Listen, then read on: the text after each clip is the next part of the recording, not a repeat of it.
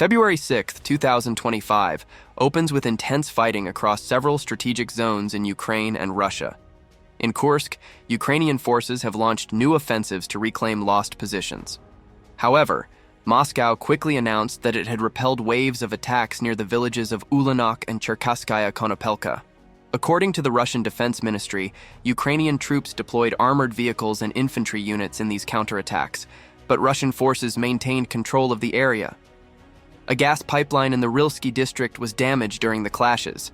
In the Russian Belgorod Oblast, a Ukrainian drone strike hit a car near the village of Logachevka, killing 3 civilians, a man and 2 teenage girls aged 14 and 18. The drone struck while the car was traveling on a secondary road, causing an instant explosion and leaving the scene in complete destruction. According to local authorities, this attack highlights the intensification of Ukrainian targeted strikes on Russian territory, aimed at creating confusion and disrupting enemy logistical lines. However, civilian casualties are fueling political tensions, with Moscow denouncing a cowardly attack on civilians. For Kyiv, these strikes are part of a broader strategy to weaken Russian supply lines and slow troop movements. On the southern front, the fighting is equally intense and strategic. The Zaporizhzhia region has become a true battlefield where every meter counts.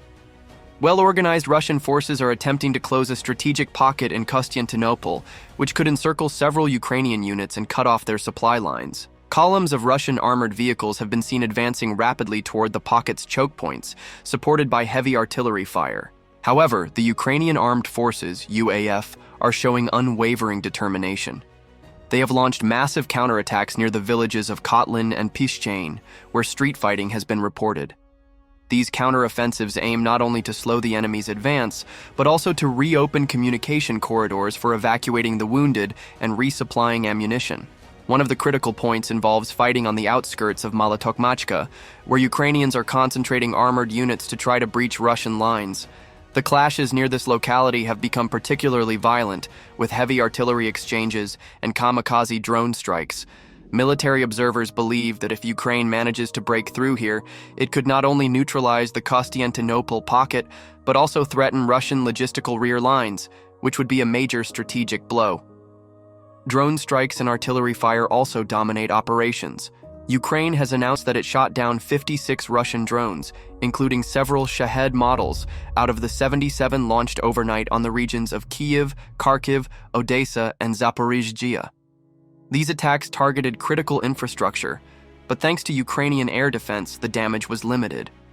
In response, Ukrainian drones struck the Russian airfield of Primorsko-Akhtarsk in the Krasnodar region.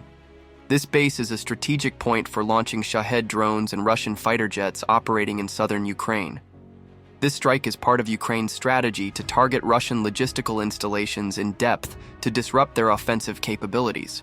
Regarding captures, Ukraine announced it had taken 909 Russian soldiers prisoner since the start of its offensive in the Kursk Oblast. These captures allow Kyiv to conduct prisoner exchanges, which have already led to the release of hundreds of Ukrainian soldiers detained in Russia.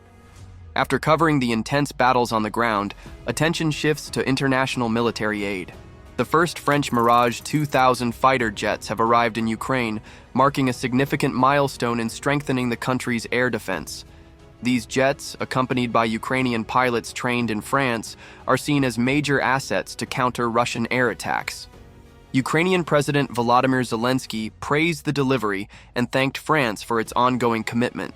Meanwhile, the Netherlands provided new F-16s, further expanding Ukraine's air fleet and diversifying its defense and attack options. On the diplomatic front, the next Ukraine Defense Contact Group summit will be held in Brussels on February 12th under the UK's presidency. This summit will be crucial to discuss upcoming weapons deliveries and strengthening Ukraine's air defense systems.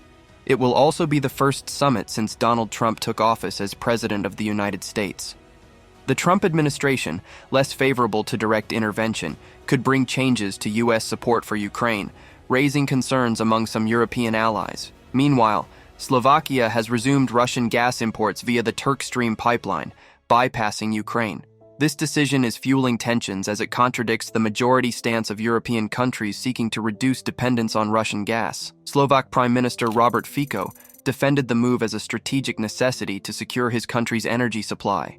Finally, Russia conducted tests of RS-24 Yars ballistic missiles capable of carrying nuclear warheads to targets 12,000 kilometers away.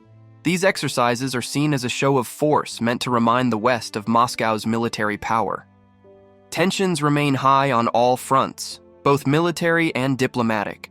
In summary, this February 6, 2025, illustrates the increasing intensity of the conflict, with significant losses on both sides and growing international aid that could shift the conflict's dynamics. Despite being tested, Ukrainian forces maintain constant pressure on enemy rear lines and hope to leverage their allies' support to regain the upper hand on the battlefield. Subscribe to stay updated on the daily developments of the Russo-Ukrainian conflict.